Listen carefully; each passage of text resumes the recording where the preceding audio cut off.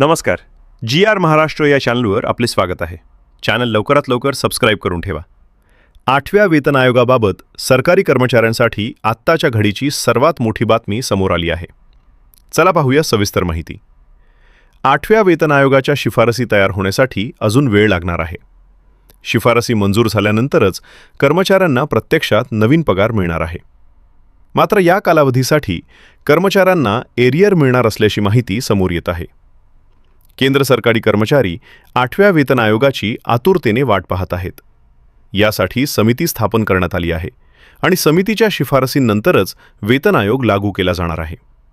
दरम्यान या शिफारसी तयार होण्यासाठी 1 वर्षापेक्षा जास्त कालावधी लागू शकतो आणि या संपूर्ण कालावधीसाठी कर्मचाऱ्यांना एरियर मिळण्याची शक्यता आहे. 8व्या वेतन आयोगाच्या शिफारसी फिटमेंट फॅक्टरच्या आधारावर लागू होण्याची शक्यता वर्तवली जात आहे. या शिफारसी जानेवारी 2026 पासून लागू होऊ शकतात. त्यामुळे त्यावेळेपासून कर्मचाऱ्यांना एरियर मिळण्याची शक्यता आहे आणि अंदाजे 18 ते 24 महिन्यांचा एरियर मिळू शकतो. लेव्हल 1 ते लेव्हल 5 पर्यंतच्या कर्मचाऱ्यांना लाखो रुपयांचा एरियर मिळू शकतो. जर 20 महिन्यांचा एरियर विचारात घेतला तर फिटमेंट फॅक्टर 2.0, 2.15 आणि 2.57 असण्याची शक्यता व्यक्त केली जात आहे.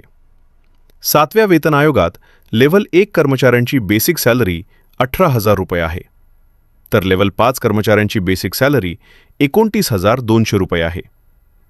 8व्या वेतन आयोगानुसार 20 महिन्यांचा एरियर साधारण 3,60,000 ते 9,17,000 रुपयांपर्यंत मिळू शकतो. एरियरची गणना करताना फिटमेंट फॅक्टर लागू करून नवीन बेसिक सॅलरी ठरवली जाते.